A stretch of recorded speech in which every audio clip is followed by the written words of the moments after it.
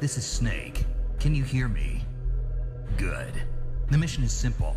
Put your geek pants on and infiltrate Foxhound. If you need backup, contact Ken and Chris on their codec frequency. Ready? Snake out. Thank you, Snake. And thank you to all of you for joining in for the Geek Pants Camcast, Episode 1. I'm Ken LIVITSKI. I'm Chris Mercier. You forgot to say 1 of a million. 1 of a million? That's right. For me. No, the amount of episodes we're going to do. Oh, 1 of a million. There you go. That's what I bring to the table. So I should probably book this room for like the next 10 days, 20 days straight.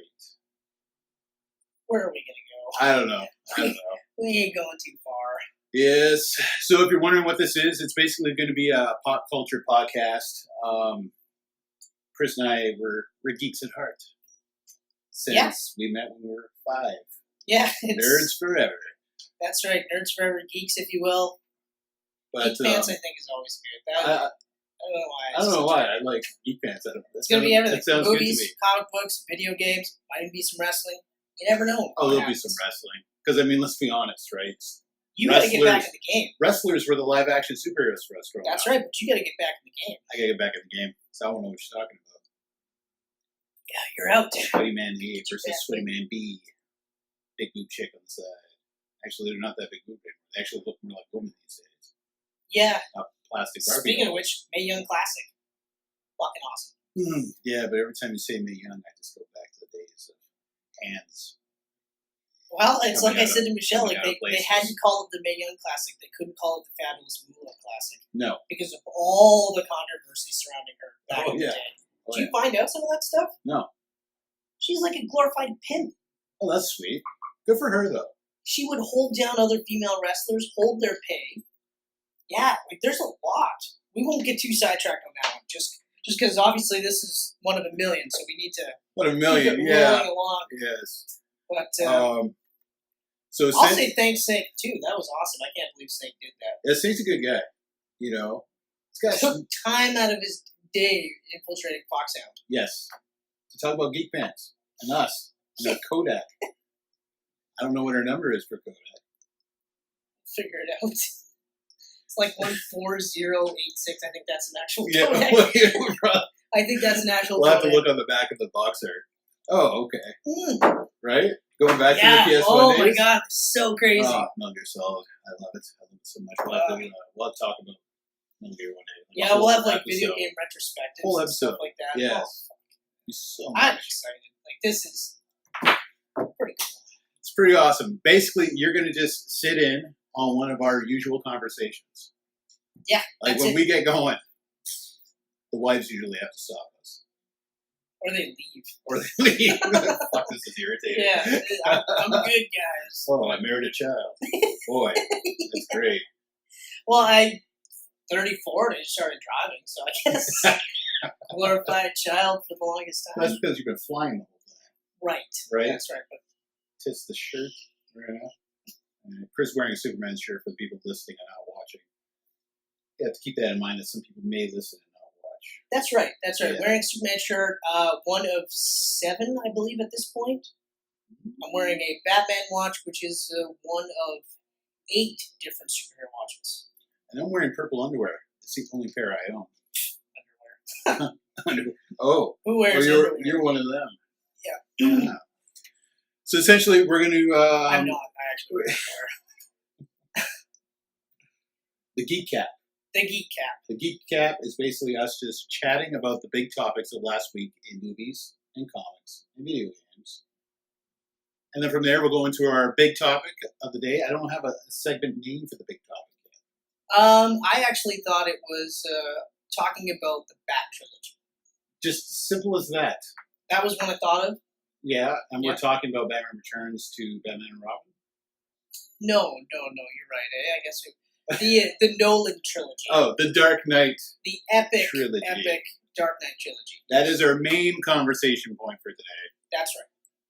And I'm excited to talk about it. Again. Yeah. Because we've been talking about those movies for a long time. Since they came out. But we just watched them again. So they're fresh in the brain. Which was intentional. This isn't like just, you know what, nothing else is on. I'm gonna watch Batman Begins. I say we flip a coin to see who talks like Bane the whole thing. I can't do it. It's No? hard, but Okay, like you can be Batman. where it's close because it's like I was practicing the other night just in case, but it's just like Just in case. what is it? You believe the dark's your ally. That's not bad. Yeah, That's not bad. It needs to be a little more muffled. yeah. It's like you merely befriended the dark. I was born in it, molded by it. That's actually really good though. I never saw the light of man till I was, or the light of day until I was a man. That's right. The light And of then man. it blinded you. The light of man. Yeah. Oh, I bet the light of man blinded. The other one is what is it? What a lovely, lovely voice. Which, I like when they throw in tidbits about that being improv, and I was like, well, it is a lovely voice. But now I just picture like, say, even like Heath Ledger, they're just hanging out doing their voices, just saying shit. People are like, that's good. Still out. Yeah. Anyway, let's get to the Geek Cap. The Geek Cap. Let's chat about It. Stephen King's It. And its record-breaking weekend box office intake. Domestically, it brought in 123.1 million. Yeah. Worldwide, 185 million. I gotta say, like that is surprising for me, as a huge fan of the show, of like the book and the movie. Right. I never would have thought it was gonna make that kind of money. It looked amazing. Half of that I wasn't even expecting. Like, it looked amazing, and when a horror movie looks amazing, I expect anywhere from 60 to 70 mil. I would have said, like, if you would have said total run, 150 mil, I'd have That'd been like, be more yeah, believable. okay. Like, right now, with an opening like that, we're looking at a $300 million horror movie. Which is unheard of. But the best part is it guarantees the sequel to tie it all up. Guarantees it. Like, 100% guarantees it. 100% happening, and I'm having fun trying to figure out who are they going to cast. Are they going to go with unknowns like they did with the children in this movie, or are they going to get like bigger name actors? You know what? I think in some cases it almost makes sense to do bigger name actors. It Well, does. like, I mean, do they'll have the money to hire them now. Like a Jason Bateman. Yeah. Where he's a big name, but he's not like a huge Mhm. star. Or what's the other guy from The Gift? Edgerton? Oh, yeah. Edgerton? He would be, I think he'd be a good one for the fat kid. I can't remember his name. Fat kid? Yeah. I don't remember the names at all either. I only remember and some I of the actually names. watched it the other day. So, Yeah. So you have a good reason to not know. I have no Was reason it, at all. it's not Richie, is it? There is a Richie in the No, group. that's Richie Tozier. He's Yeah, trash Richie's... now. Yeah. Kid But, from like, Stranger Things. Yeah, so I don't know, like, just I think like you can get to a certain level, but that Edgerton guy from The Gift, he's really good. That Yeah. movie was really good. I honestly think I forget the girl's name in the movie. Amy Adams would be perfect for her as an Yeah, They look pretty damn close. Like, I've looked That's at pictures right. side by side. They're pretty damn close. hmm. So I'm very, very interested and excited to see where this goes. Me too. And this is going to take horror movies to a whole different ballpark. Like, it's now that Hollywood has seen this. Hold on. Basically, what Hollywood is going to do is they're just going to say, let's do more of that. Yeah. Let's not push the envelope any further. Let's just do more of that. You honestly think there's going to be 2 It movies? What do you mean? I guarantee you, Hollywood, after the second movie ties up the book, they're going to go, hey, 27 years from now, what's Pennywise up to? I guarantee you, no way Warner Brothers is going to walk away from that kind of money. Okay, but they have to, like, if you read the book, I haven't read the book. but you also saw the original movie, right? Yes. Okay. Long time ago, though. I haven't seen them a lot. Can't do it after this. I find like they're, I mean, how many times I understand how many what times you're do we see Freddy and Jason, Michael Myers, and all them die? I understand what you're talking about. I understand what you're talking about. Mhm. This is a finite story. Mhm. It doesn't allow for that Hollywood BS. Prequels. Oh, fuck off. You're right. Prequels. Fuck right off. There it is. It prequels will happen. 100% guarantee it. Look what You they're know doing what? with You The said it Conjuring. first. Look You what said they're doing it with The first. Conjuring. They got the Annabelle movies going now, and now they got the haunted, scary So, nun bitch, we'll- whatever We'll her get name to is. see exactly how it came about. Yes. If they don't already tell the story in the second movie, which they might. It's Zero, Rise of the Pennywise.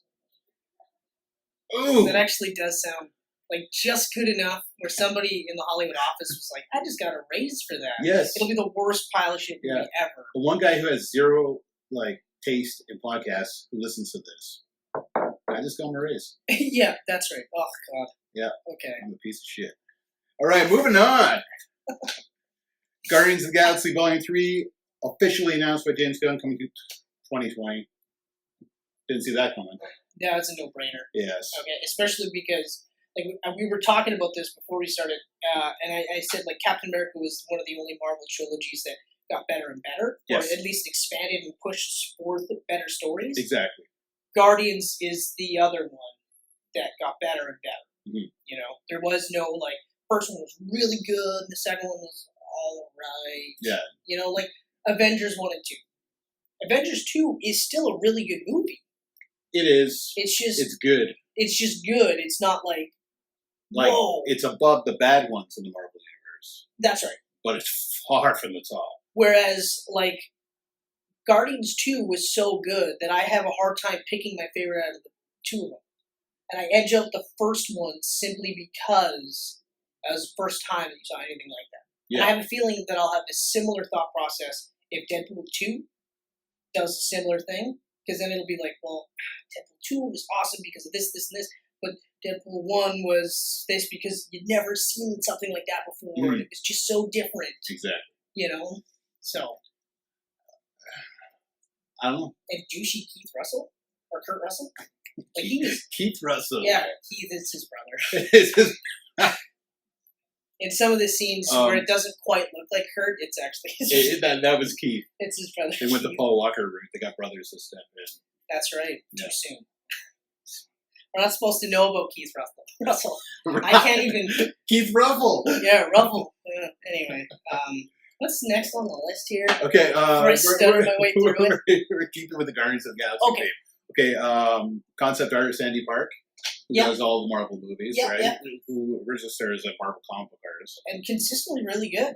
Very good artist. A lot of the designs, costume designs have been really, really good. Yeah. Oh, yeah. So good. And this is one of those cases. He just revealed on Instagram his original look for Gamora in Volume 2. Okay. And he went for a more comic accurate look.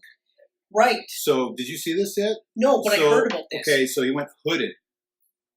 Yeah, see, and that would have worked really good. So for those listening, go check out Andy Park's Instagram page. You'll see what we're talking about. Those watching, I'll throw up on the screen here somewhere. Yeah, it sounds so, I'll do this, and that's where the bam! I love this. Yeah, I actually really do. I like that, and that's one of the things I like about the Guardians movie is that they kind of skewed more towards that most recent, like the Annihilation run. Right. Where it was a bit more militaristic. Yeah. You know? But then kind of put their own spin on this. So I think that would have been a perfect little look. Even though, I mean, the only thing that I don't like, and this is funny because it's been 2 movies now, is that Drax doesn't wear a fucking shirt. Still not wearing that shirt. You know? I mean, like... I get it. Maybe we'll in the future now, because we know he has sensitive nipples. I would cover those bitches up. Yeah, no kidding. Do something.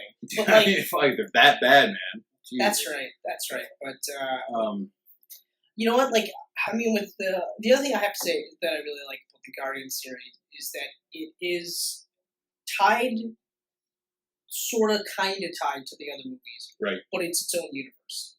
You know what I mean? I like that too. You know, I remember I said this when we watched Guardians, and when the stuff. Spoiler alert for anyone who hasn't seen Guardians 2.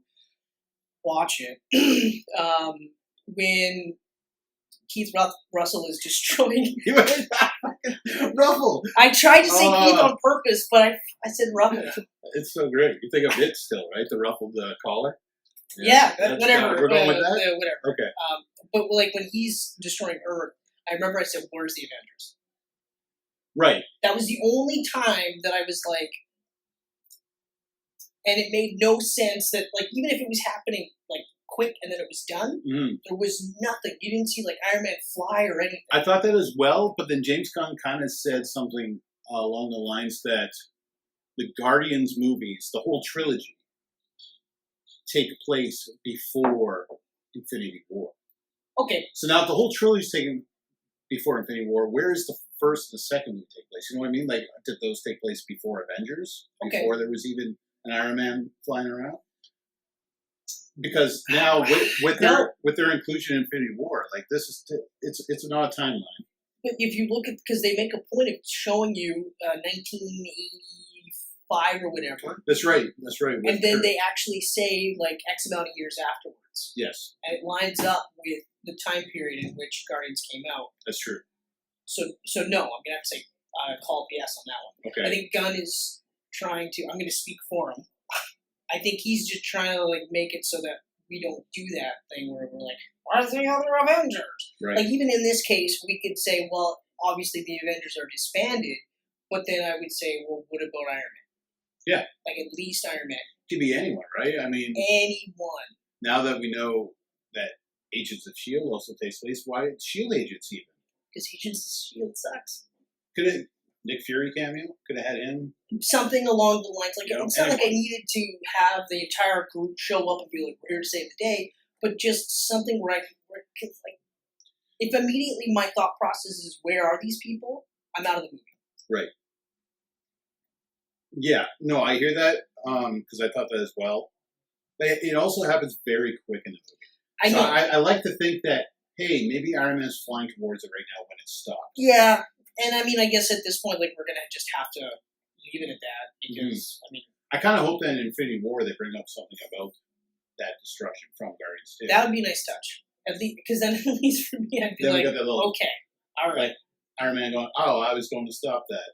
And then like Thanks have for doing Peter my Quill job for going, me like, or something. "Don't worry, we got it. Yeah, exactly. It's all good. We had it." So I guess Yeah. we'll see how it plays out. I wouldn't mind if like they had that sort of like Nova in the comic books where he showed up during Civil War. Mm-hmm. It was basically like, "What the hell are you guys doing to Earth?" And then they're like, "Yeah, no, but you got to stay and help us." And then Nova's like, "There's more important things up there to deal with." Because I think annihilation was happening during Civil War. Yeah. So I almost kind of think like that would be kind of a neat little twist and have Peter Quill just kind of being like, "Yeah, you're protecting the Earth. We are protecting the galaxy."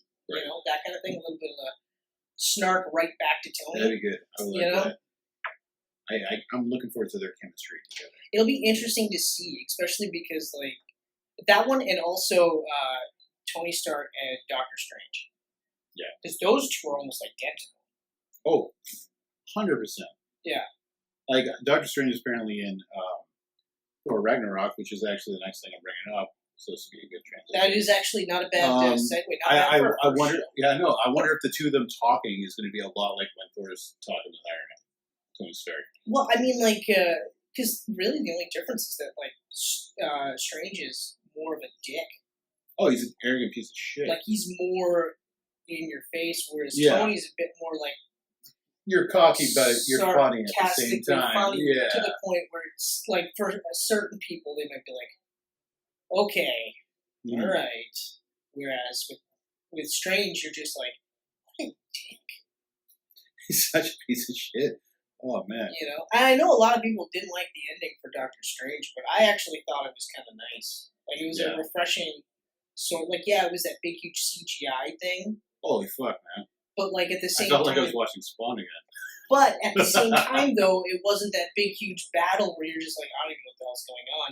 I think he's winning. You know what I mean? Yeah. You just kept redoing the time until Over and over. Yeah. That was pretty funny. it was an And interesting take. some Ant-Man It type was- humor to it. Yeah, and it was a different aspect of it. But I mean, even having said that, I still think Ant-Man was better than Doctor Strange. Oh, easily. Visually, Doctor Strange was like crazy awesome. Yeah. You know, and it should have been. Like I was really impressed with that aspect, but the Iron Man retread was disappointing, Mhm. and that he's really just a prickier. He's the prickliest prick of them all. Prickliest prick of them all. That's right.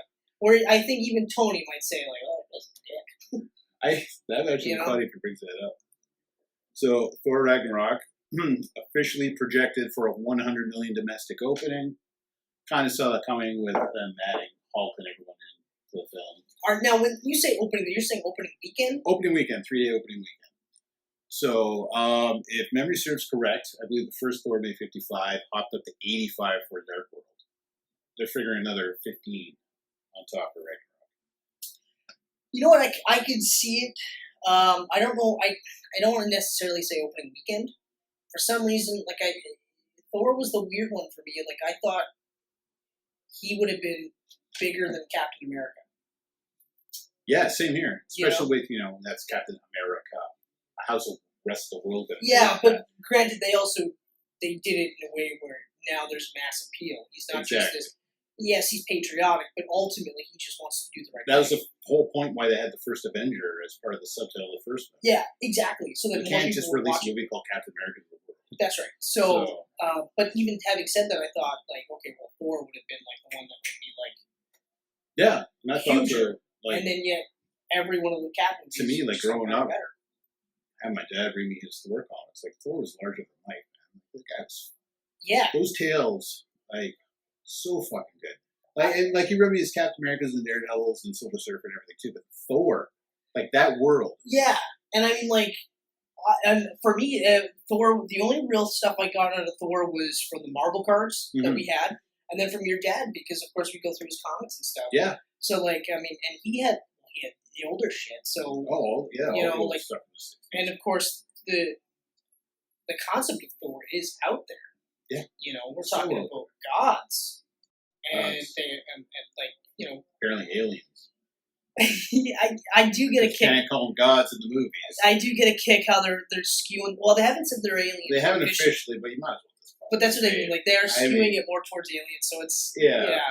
I mean... I don't know. I do think of 100 million for sure. I don't know if it's first weekend, though. No, okay.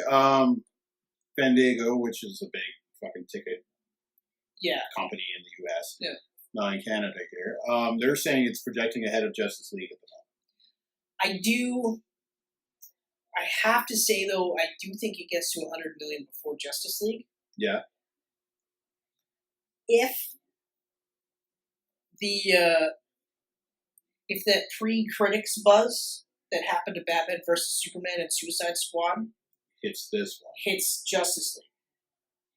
Because, I mean, Snyder did direct 90% of this movie. Yeah. Okay? Yeah. That 10% that Whedon has done is not going to change the movie. No. And I don't even think it's going to be one of those situations where we'll watch the movie and then we'll go, and that's when Whedon picks up. I don't think it's going to be like that. I think it's going to be pretty fused in there where we won't really know. Okay? Having said that, I think, because the critic backlash is the big reason why Batman v Superman didn't do billing. Right. Okay? 100%. Granted, the cut that the movie got, the theater cut, wasn't the greatest. Because you watched the unrated one. Like the uncut version. I did. I finally watched the unrated. Okay.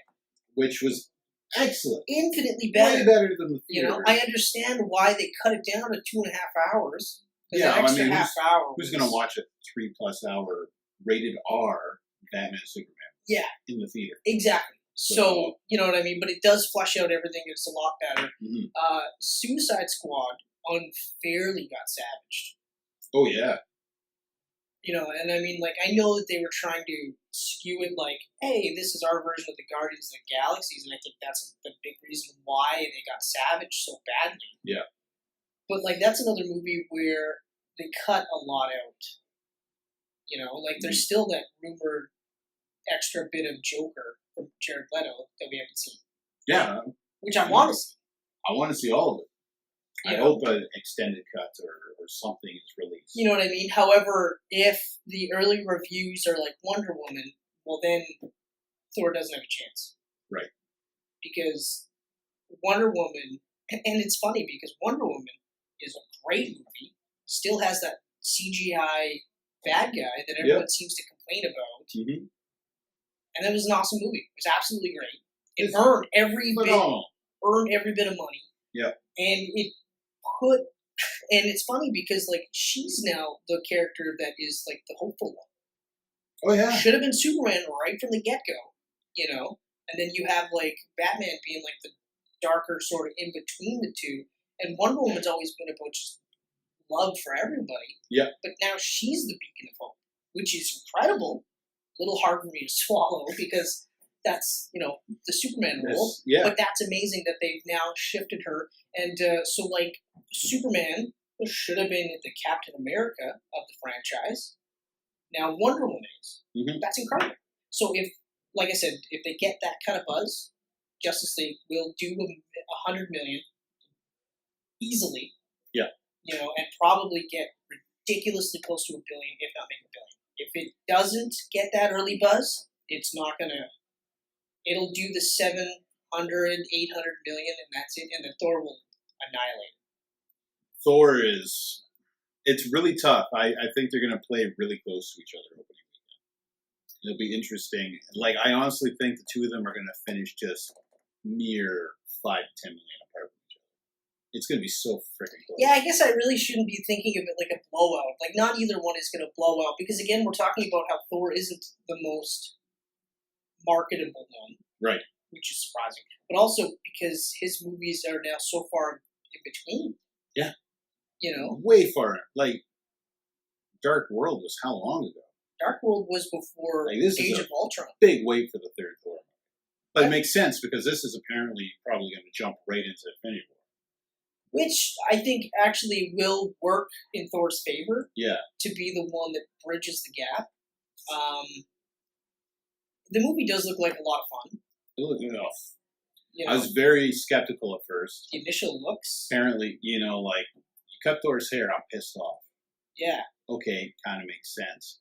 Right. But you know why? You know what really bugs me about it? Like, okay, this is his solo movie. He's got short hair. I can swallow it. What bothers me is now that Infinity War is going to happen, we're finally going to have a movie with all these Marvel people I've always wanted to see. Fucking Thor has short hair. Hold on. You don't think he's going to magically grow his hair back for the... No, man. Promo shots show him with the short hair. Really? Yeah.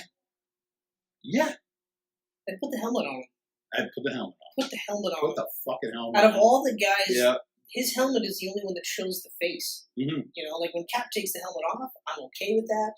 Same with Iron Man, he pops it up, I'm okay with that. His always had his face showing anyway. His face is showing. Leave the helmet on. Especially because they showed it in the first movie, and I was like, no way. And then you don't see it until this one. Yeah. So I'm like, okay, all right. And Planet Hulk, or Gladiator Hulk, or whatever they want to call him, that's truly, for me, is the main pulling point for this movie. For me. Seeing the Hulk like this, and even just seeing him being, like, more coherent. You know what I mean? Yeah, I kind of hope they explain that a little bit, how he can suddenly talk. I hope so too. I honestly think it's because he's spending more time as Hulk, right?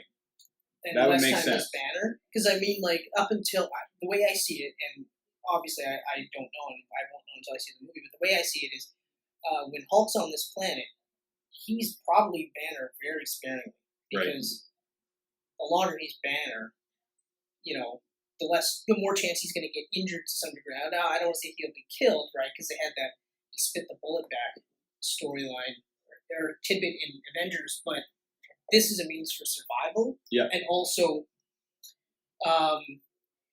just allows him to speak, right? Exactly. Because, I mean, we're playing him up like he's a stupid, brainless monster, but we know he rarely ever Hulk in those situations, right? Now he'll rarely be Banner. Right. So it makes sense for him to become smarter as the Hulk. Exactly. So, right. Yeah. And this is an interesting one. Very superhero-esque movie news week. Stan Lee wants Leonardo DiCaprio to play him. I saw that, and I love it. Did you read about this? I didn't actually. Apparently, they're neighbors. The two of them are neighbors. At Hasbro's HasCon event, Lee was asked who he'd want to play him in a movie. And he said, I've already discussed it with Leonardo DiCaprio. I think that's awesome. He's a neighbor of mine, and we were talking one day some months ago, and he said, boy, it'd be fun to do your story on screen. I have to, all I needed was Stan Lee biopic. He picks Leonardo DiCaprio. Yeah. I was like, I'm in. So good. Especially because I don't remember the last time I not liked a DiCaprio performance, because the guy's amazing. Oh, he's fucking astonishing. Stanley's story is absolutely amazing. Yeah. Was it Stan Leibowitz? Lieber? I think it's Lieber. Lieber? It's Stanley Lieber.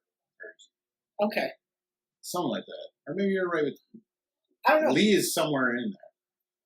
Either way, the story itself is incredible. But I'm all over this. Honestly, the rumors of DiCaprio playing like a Joker, I kind of hope he ignores that and does this biopic, because I would die to see this biopic. Yeah, the multiple Jokers thing that came up recently has me kind of like... Apparently he's got Jared Leto too.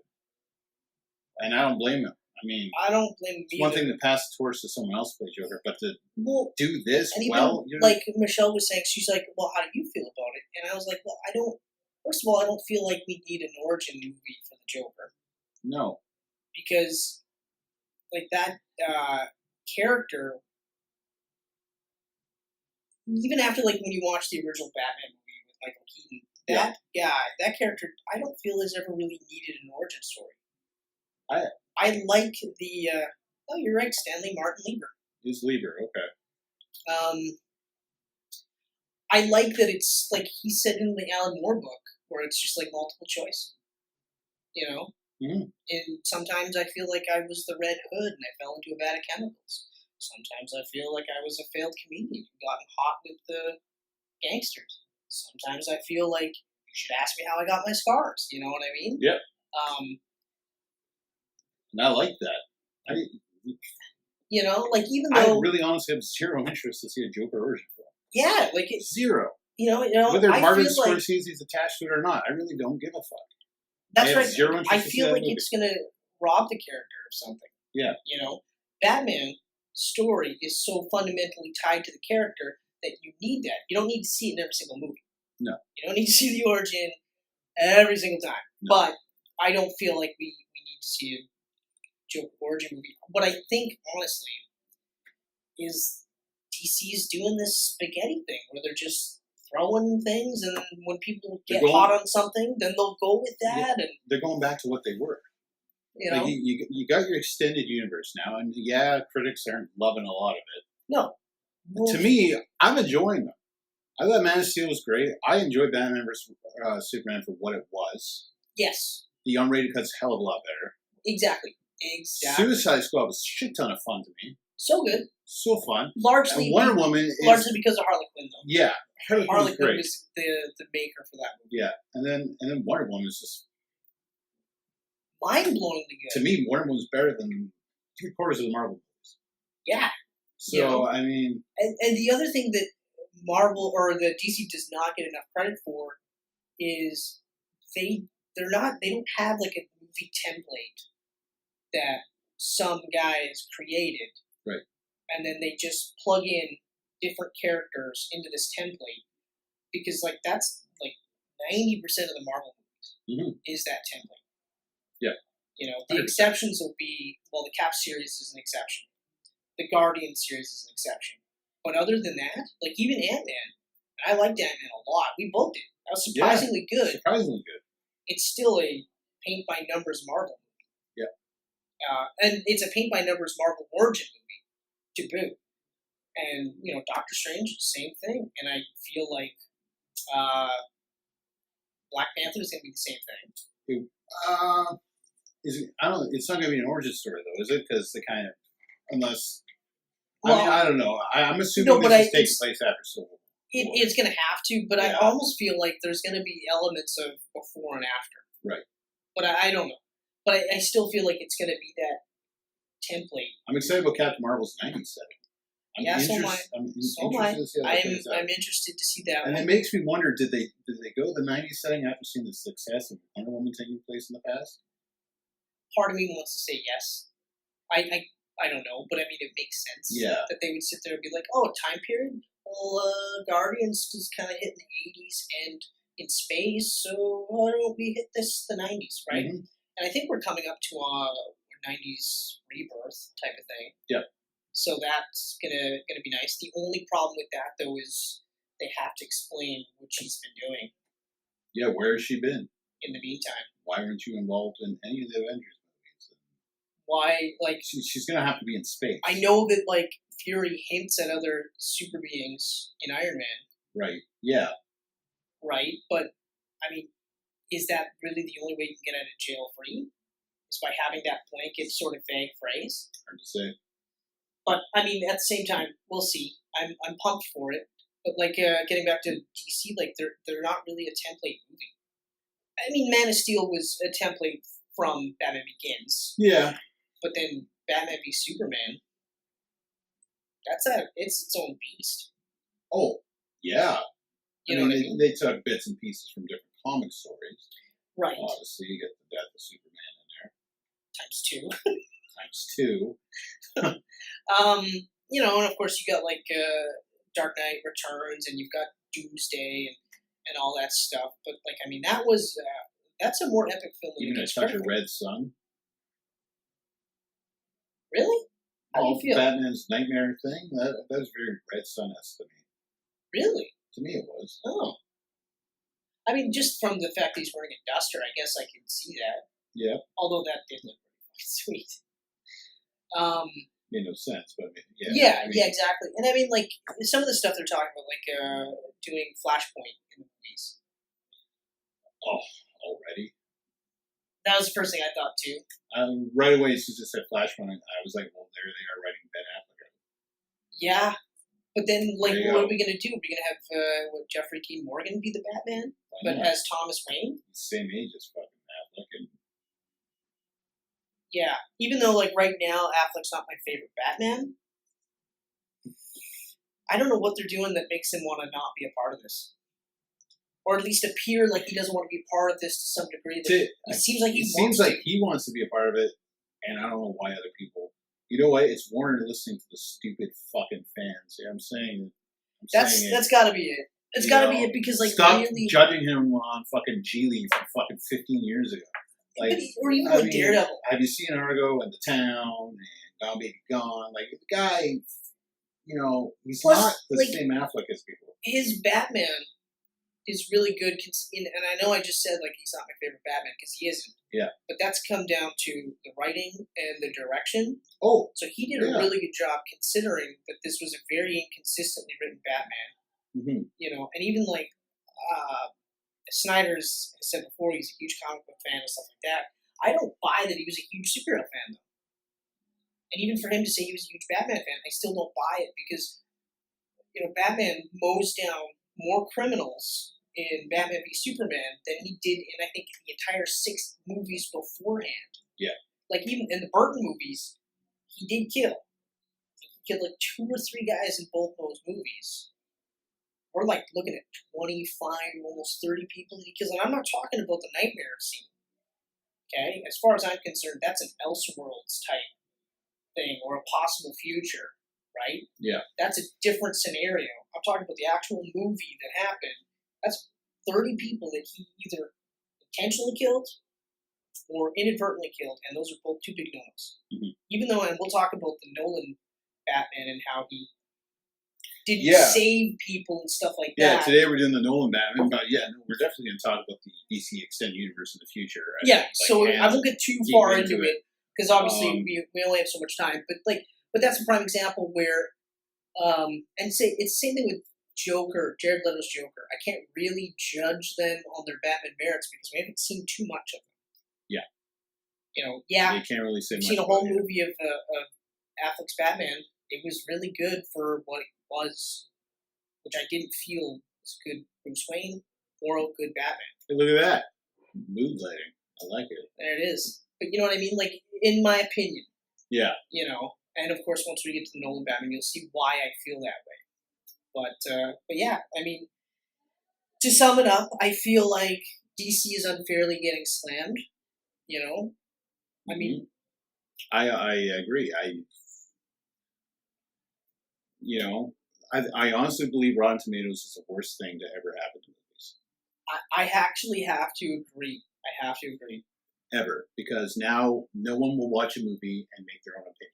That's right. They will look at Rotten Tomatoes and go, "Oh, got a splat? Fuck that! I'm not watching it." That's right. Watch the movie, make your own opinion. Yeah, exactly. We I don't have to be in this situation where it's okay not to think for yourself. Yeah. Okay. Yeah, you know, back for the internet, that's what people did. They talked to themselves. Yeah, we watched Crazy. the movie and we said, "Hey, either gay or gay," and that was that. Exactly. You know. I mean, look at back in the day in the 90s, we watched Fight Club. First time, I did not like Fight Club. Yeah, I remember that. Second time, I loved Fight Club. Once I opened my mind to what this really is. Matrix. Prime example. I didn't like the first time around. Right. I loved the fight scenes, but the actual movie I didn't like because I watched Dark City first. Exactly. Right. Now, I'll tell you right now that the Matrix is actually infinitely better than Dark City. Mm-hmm. Across the board. Even if you take out the insane fight scenes. Yeah. The storylines are so similar, but it is better across the board. Mm-hmm. You know? But that's just how it was at the time. I was like, Now imagine having Rotten Tomatoes today, back then. Yeah. These movies, like Fight Club, I would have saw 90%, and I probably would have just said I loved it the first time because everyone else loves it. That's right. You wouldn't want to admit that, hey, maybe I didn't understand it, or maybe I didn't really get what they were going for. Yeah. You know? And these days, I really don't care what anyone thinks about my opinions. That's just it. To me, Tom Cruise's The Mummy, which has like a 13% on Rotten Tomatoes, I enjoyed more than Get Out, which is the highest rated movie of the year. Really? Yes. Okay, I haven't seen either movie yet. Okay, well, I'm not going to get into anything. But I see your point. Get Out, Baby Driver, like these are the highest rated movies of the year. I heard Baby Driver. Spider-Man: Homecoming. I find all these movies overrated to me. I will admit, actually, with Spider-Man: Homecoming, and I did like that. And I do think that obviously we'll get to that movie. Yeah, I mean, like we're going way off topic. Way off topic. We started with fucking Leonardo DiCaprio playing Stan Lee, and we got into all of this. Episode 1 of a million. There you go, baby. everyone. Episode this is 1 our of a million. conversations. All right, yeah. Well, you know what? We'll touch upon all this stuff. I mean, I agree. Yeah. Think for yourself. That's the main point. Think for yourself. Yeah. And then you know what? Watching this on YouTube, comment down below, and feel free to call me a dick. I don't care. And don't call me a dick though, or troll. I don't want to troll it. I'm an ogre. You are though. I'm the ogre. You are. Okay. Let's flip to this. David Harbour. The first image of him is Hellboy. Yeah. I like David Harbour. Again, I thought that was great. Again, everyone, just go check this out. So Jesus Christ. There you go. And you know what? Like I thought the original one. He looks very much like Ron Perlman in a lot of ways. He does, but you know what I like though is that they got rid of all those weirdo tattoo things, and says it's got a shit ton of veins and scars. Yeah, but because it's not like Perlman's Hellboy didn't look at all remotely close. He was pretty much bang on. Yeah, you know, but this is this just from this image, darker tone, 100%. You tell. But that's the thing, darker. Like. Hellboy 1, I think, is the better of the two because it wasn't as slapstick as the second one. Yeah. You know, the second one was clearly the studio trying to say, hey, we need more kids watching this movie. This also intrigues me, too, because, like, no way in hell is David Harbour this ripped. So, that's some very good prosthetics. I'm going to say two things. First, he's a Hollywood actor, so he has the time. But you think he had the time to get that large from Stranger Things? He's a Hollywood actor, so they don't care about steroids. There you go. Okay? That's one of the big rumors with Hugh Jackman. I will say, he did steroids. If that is his natural body and the amount of time he had to build that, I would be fucking impressed. Well, I mean, you look at Hugh Jackman. I know the easy answer is to say, like, he has steroids, and I just kind of said, like, they've hinted heavily that it is steroids. Yeah. But it's also, I've seen the workouts that have been listed for him. I've seen the amount of food that he is, like, quote unquote, eating. You're gonna get ripped. Yeah, he actually gave The Rock his diet that made him ripped. Like, it was the size of his. Not ruling out that The Rock's on steroids either. I mean, but the size of him today has a lot to do with what Hugh Jackman told him to do. It's crazy. It's absolutely crazy. Yeah. And I mean, like, if Hugh Jackman can do it, he was really just a stage dancer, Broadway guy. I know, right? To the point where, like, and I'm not even kidding, like, you see him in Kate and Leopold, and you're like, okay, well, whatever. Mm-hmm. But then you look at him in Wolverine, and you're like, no fucking way, I don't want any problems with that guy. Yeah, I know. Not even close. It's crazy how big he got. So yeah, no, that he looks awesome as Hellboy, and I'm pumped for that. I'm actually surprised they went with a reboot for that, and I'm glad they did.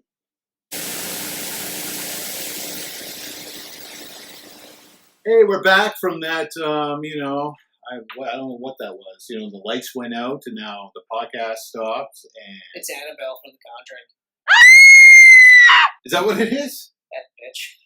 Fucking creepy little dolls. I think that's their new universe, right? So it's Annabelle. It's the husband and wife paranormal investigative Yeah. team, and it's the nun. The nun now. Yeah. Other cinematic universe. Can't just do stories anymore. That you didn't even want. I know, that's right. It's all. You're right. Like, we didn't even need to have a cinematic universe for this. Yeah, it just happened. Well, I went. But I guess that's kind of how they should play out. If it happens, it happens. Don't fucking That's right. kick it off. Like expecting. John Wick and John Wick 2. Yeah. John Wick happened. Amazing. Just enough for you could say that they left it where you could do a one and done, or you could do a sequel. Exactly. Then they did a sequel. Granted, in the sequel, have you seen it? I haven't seen it. They kill him off. No chance for a third movie. John Wick! Even though you know there is a John Wick 3. You have to watch John Wick 2, though. Does he end up on a bus with a bomb? No. Because it'd be really cool to tie to speed. No, what happens is he joins a bunch of surfboarders and they rob banks. Did he take the red or the blue pill? I guess we'll just have to watch the movie to find out. You have to watch John Wick 2. Honestly, man, it's on my shelf at home. I'm frankly disappointed in you. I'm disappointed in myself. Anyway, so you know what? We're gonna skip that. We'll talk about. I'll just say quickly. Drew Goddard, the director of Kevin Woods, and the creator of Netflix's Daredevil, he's doing the X-Force film. That's huge news. So, that's huge news. That's exciting. News. That's I would love to dive into that. We have no time. We have no time. So we're on the clock here. But then again, this is the first episode, so we're just ironing out the kinks. Yeah. They'll never get ironed. Who wants to iron? No. We'll have 2 episodes for each part. But it's been confirmed that Deadpool and Cable will be in X-Force. Most likely Domino as well. As they should. I really real quick. X2-3. You didn't like the color swap on Domino. I think it works. No, I didn't like the eye. It's the eye that bugs me. I don't mind it. I'm fine. That's what I mean. Like, I'm talking about both color swaps. How she's. I'm fine with her being a black woman. I just the color of around the eye. But that's what I was getting at. Pigment. Whether or not she's black or white, I'm actually glad that they switched it so that when she was pale white and it was black, I thought that was awesome. To do the reverse, I think makes sense. Yeah, I just wish it was makeup around her eye, not like an actual color. Oh. Yeah. Oh. Okay. That's all right. I'm fine with an afro. I mean, I guess that's right. We got to be careful what words we use to describe race and gender. Yeah. I don't know if Afro Domino is acceptable. Well, her name's Domino. She has an afro. Domifro. Oh, Domifro. We're probably never going to get past episode 2. No, that's it. Watch. Podcast is going to crash again any second now. Okay. Blah, blah, blah. Don't care about that. Destiny 2 is now out for gamers. Who gives a shit? I don't. But, I mean, for gamers, whatever. I mean, hey, 75% of the gamers in the world are probably going to play it and waste thousands of hours of their life. It's the game that they wanted in the first place. I hope so. If you're a Destiny fan, I hope you enjoy it. Because I read the reviews and not a lot of people were happy with the original Destiny. No. It took I think 2 downloaded content. I mean, a lot of people were expecting, Halo. I also think a lot of people were expecting a full game. Yeah. Not a broken half game that you paid full price on. That's what you get these days. Broken half games. They're the best. But that's the thing that actually, we'll do this real quick. Video games right now piss me off because we've allowed it to be acceptable for us to pay top dollar for a broken game. Right. We are idiots. It's our fault that we've said it's okay to release a game. Yep. Like Street Fighter 5. Right.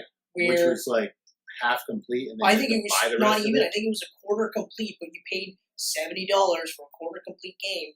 and then buy everything else. And then everything else comes Essentially, afterwards. like a $200 to $300 game. Like, you look at The Witcher, you paid $80, and I think every single downloaded content on it was free.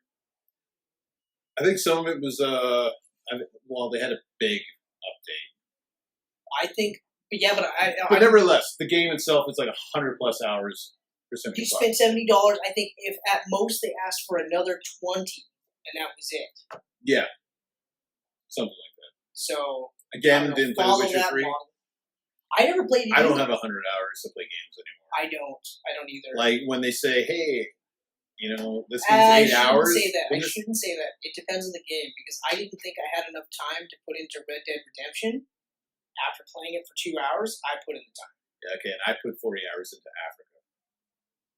So there you go. Take pictures of animals is very addictive. But that's just it, right? Like, you never know what is going to be the game that you decide, yeah, you know what I'm going to do with Red Dead Redemption? Awesome. Yep. So good. Every now and then it happens. Yeah. I mean, yeah. So yeah, Marvel vs. Capcom Infinite comes out next week and has none of the X-Men. Go Marvel. Going on.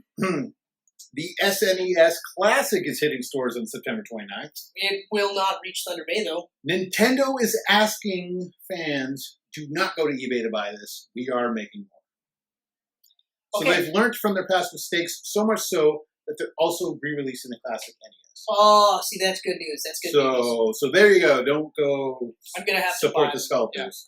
Yeah. And the SNES, Super Nintendo, is going to include Star Fox 2. I know. I saw it's never been released. I saw the list of games. I was like, I can't believe this. This is awesome. Very cool. Yeah. This just happened today, which will be, by the time you listen to this, days ago. But that's right. At this moment, today, Bruce Straley, co-director of The Last of Us and Uncharted 4, has left Naughty Dog. Check the audio because we just had lights turned back on. Yeah, no, podcast still working. Excellent. Okay. Sorry. You haven't talked about Hugh Jackman and drugs yet, so. Or The Rock. Okay, or The Rock, yeah. The Rock being on roids is apparently too touche. Yeah, he's left Naughty Dog. Interesting. He calls it the kennel. He's left the kennel after 18 years of being there.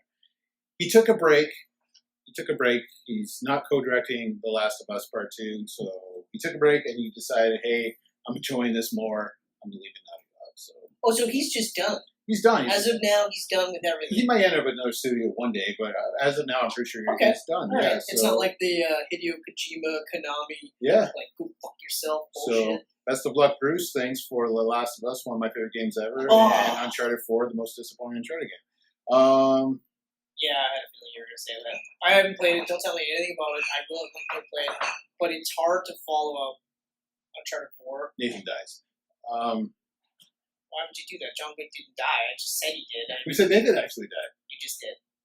But you said John Wick died. Yeah, he doesn't really die. The dog died. I don't know. It's called Pete's End. I know. All right. But anyway, so. Trophies and achievements are probably going to be coming to Nintendo Switch. Nice. Nintendo, get in with the times. Yeah. Let's not do that right at launch. Happy 25th anniversary to Batman the Animated Series. Yeah. Re-release the whole series. Re-release the whole series on Blu-ray. I will buy it. Yep. Okay? You can even put like a $300 price tag on it. I will buy it. You would. You going to buy it for $300? I would. Don't tell me you wouldn't. Let's go halfers on it. You would. You just wouldn't tell. We wouldn't tell our wives what we spent. We'll go halfers on it. Shared custody every second week. Because I was mad when they had like 40 episodes on Netflix and then gone. I know. They weren't in I just started watching any particular order either. But they were there. That entire series, I will buy it because that was amazing. In fact, I realized as I was watching the Nolan Batmans over again that this Batman, the animated Batman, is probably the closest to my ideal Batman. Yeah? Probably the closest. Because you had the globetrotting Batman, you had the detective, you had the ass kicker, you had the tortured man-child who never really grew up. Oh, is that one of your favorite parts about Batman? No, but that's an element of him. Right, yeah. And they do touch upon it in the Nolan stuff, where he's just... They really honestly touch upon everything. You know what I mean? And then, of course, you had the excellent Alfred. You had a really good updated Dick Grayson. The Catwoman tape was great. Penguin, Joker, all of these things came from that show. Yeah. It was absolutely amazing. Especially because you watch Jack Nicholson's Joker, and then you look at Mark Hamill's Joker, very close, and yet, for some reason, Hamill's Joker is way more sinister. So good. Plus, from that show, we got The Mask of Phantasm, which is the best Batman movie ever made. Exactly! There you go. So good. Best Batman movie ever made. So good. And all these other shows spun out of it. The Batman Superman show, and Batman Beyond, and I love Batman Beyond. Superman.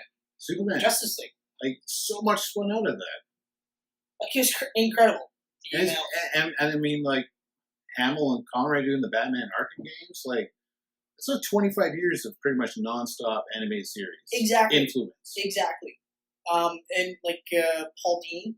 Yep. And Bruce Timm. Revolutionary stuff. Mm-hmm. You would never have thought that a cartoon about Batman would have been so influential. Even the style. The Art Deco style. Oh, man, I got to see Bruce Timm draw in person in Vancouver. Stood over him while and like, it's like, I can't even explain, like, and same with Eric Larson, when I saw him in Toronto. have you seen him actually draw before? Yeah, actually. He holds a pencil, exactly, all twisted-handed. What was it, 20, because I'm old, 20 years ago I came across, like, I think it was literally just one of those, like, image type, like, these are the guys from Image, and this kind of happened. Mm-hmm. And I remember just being, like, blown away by how he held it. I know. And then was able to draw, and you're just like, what the fuck? James, like, took a video, he's like, that guy's got to have the worst carpet on the world. I bet you he doesn't. I bet you, yeah, it's and nuts. Even for the signatures, by the way, your comic books, I will get to you soon. Yeah. But this is actually a perfect segue, because I was going to ask you what you think about Savage Dragon moving Toronto. I like the idea. I really do like the idea. It's one of those. It calls attention to Canada in a really good way. Yep. It also calls attention to Savage Dragon. Okay, because this is a good book that's not always high up on the radar. In fact, it's usually on the lower end of the radar. Yeah. Okay. But also at the same time, it's just classic Eric Larson. Mm-hmm. You know, like politics has always influenced the book in some way or form. On the big issues, a lot of Obama like issues. He admittedly has said before he doesn't like to do it too much, but when he feels strongly about an issue, he's going to talk about it in his book, because the book is a reflection of his life anyway. And as someone who lives outside the U.S., how do you feel reading those issues? I haven't read them yet. You haven't read the Obama issues? Well, the Obama issues, okay, I've read those. So you haven't read the Trump ones yet, obviously. No, I have not read but the Obama ones, Reno knows, I mean, obviously he was all pro-Obama, but was it strange as a Canadian to read that? No, like, because... to see your favorite book really dive into politics that you have No, nothing to do with? because, like, believe it or not, I'm actually, like, I do follow politics to a degree. I'm not a political expert by any means. Yeah. But I do follow the politics, and especially like American politics, because, I mean, it influences Canada. Whether people want to admit it or not, it influences Canada. Mm-hmm. Okay? 100%. So, I feel like it's smart for Canadians to actually look at what's going on in the world, too, but in American politics, because, you know, like, especially, I'll use Trump as an example. Looking at Trump, you know, I'm glad that at least we have a liberal government that will go head-to-head against a very, very conservative government. That it won't be the buddy-buddy partnership that it was, like, with Stephen Harper and George W. Bush, because those were both super conservatives, right? You know, and I mean, like, as much as everyone wants to talk about how, like, Trudeau hasn't, you know, done everything he has set out to do, and I'm admittedly not exactly as happy with what we've gotten from him as Prime Minister.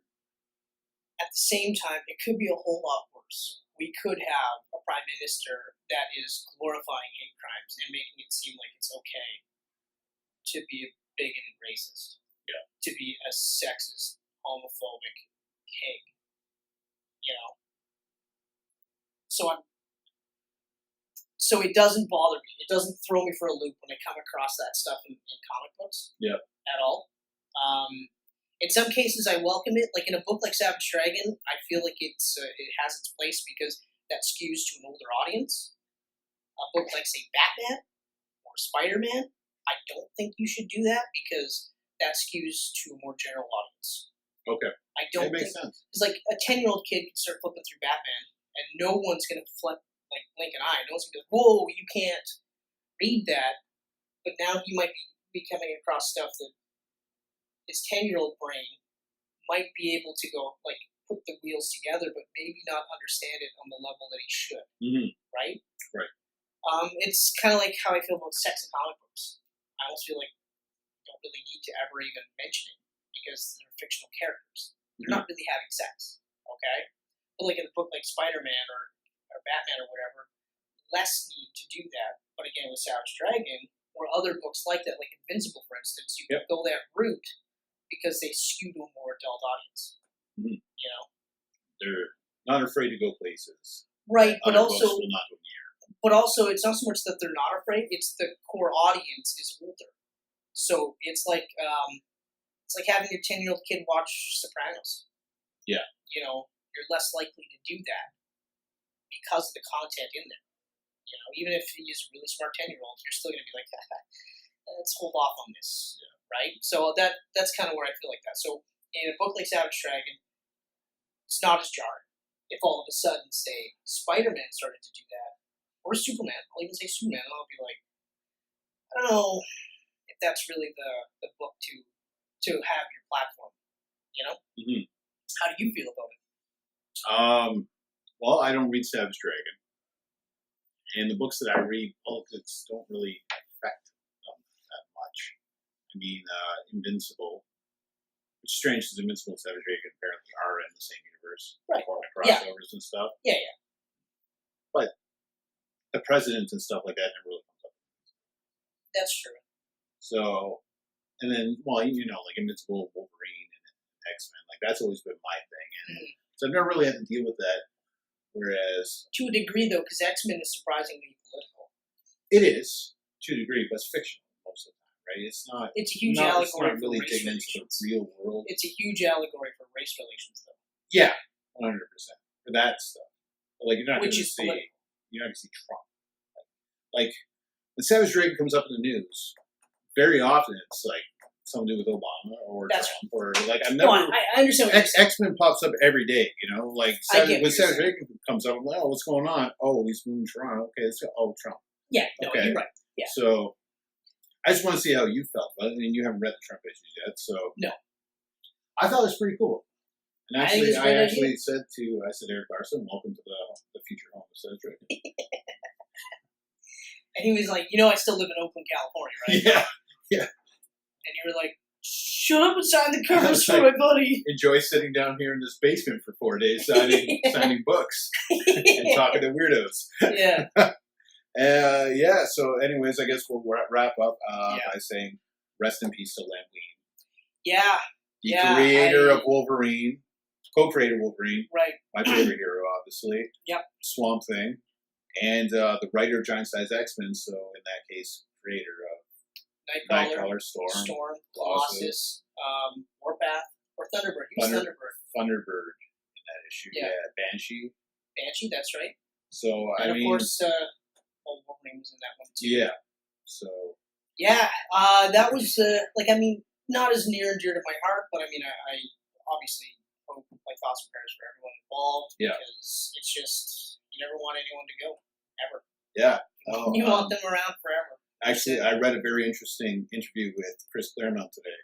He was talking about the Wolverine, the first Wolverine guy. So I guess he's talking about X-Men Origins. Anyways, Hugh Jackman brought Len Wein as his guest. And while he was on stage, he brought Len Wein onto the stage and told everyone, I wouldn't have a career today without this guy because Wolverine made my career. Yeah. So, And very, stuff like very that, cool, where I'm like, very cool, touching stuff. but that's just Hugh Jackman. That's Hugh Jackman. Oh, I yeah. mean, He's like, a- the fact that Hugh Jackman, you Don't know say Hugh anything with Jackman steroids. is heartbroken. You know that he's heartbroken, that Yes. he physically feels like he cannot do that character justice anymore. Right. And because he said countless times, I mean, that character has brought him so much. Everything. You know, Everything. I never knew who he was when X-Men came out. No, me neither. Me neither. Some like soap star from Australia. Though. And I remember thinking, like, well, he's not like a 5'3" midget. What? Like, that's not Wolverine. Oh, midget's not a good word. I guess if you're short, you're 5 feet, so you can use it. And I did say 5'3" midget, so that's 3 inches on me. More than 3, because I'm just under 5. Give you some stilts, though. But regardless, Yeah. you know, like when you're so into the comic books, and if it's not exactly like the comic books, then you think, oh, it's going to be garbage. But like he embodied that role. Oh, you know, it's so good. I'm honestly gonna miss him as Wolverine. Yeah, I do think that it would be smart if they waited a while to actually cast Wolverine. I think they should they got Deadpool now, and I honestly think Cable should bring X-23 into that universe. But that's what I mean. Use X-23 as the buffer for when they recast Wolverine. Yeah, I think there's no reason to go near Wolverine for quite a while. Yeah, I feel the same way, because I felt like that with Leto's Joker. I felt like it was too soon. Yeah. Because we didn't need it. There's no reason for him to be in Suicide Squad. Not necessarily. Not as overtly. It could have been in passing. Yeah. You know. Mm-hmm. But that's that. So that's that. So that is the Geek Cap. Went longer than I was expecting. Yeah, but that's okay. We'll thin it down. That's okay. Well, I don't know. Will we? I don't know. We'll see what happens. We'll see what happens. All I know is I hope that the lights stay on next time, and I hope the fucking podcast works. Oh man, yeah. No kidding. Even though like the lights are buzzing and annoying as shit. So yeah, and shutting off for a bit was kind of nice. Yeah, it bothers you more than it bothers me. Yeah. Oh. You don't hear it? I hear it. It's the perfectionist in me going. When you call attention to it. Yeah, when you call attention to it, then I hear it. I'm going to be listening to this later, and I'm going to have to pull out that buzzing somehow. Okay. Whatever. So that's that. So the Geek Cap has been capped. Oh. That's for your dad. Set. That's for my dad. Good old dad jokes. He was doing dad jokes before dad jokes were a thing.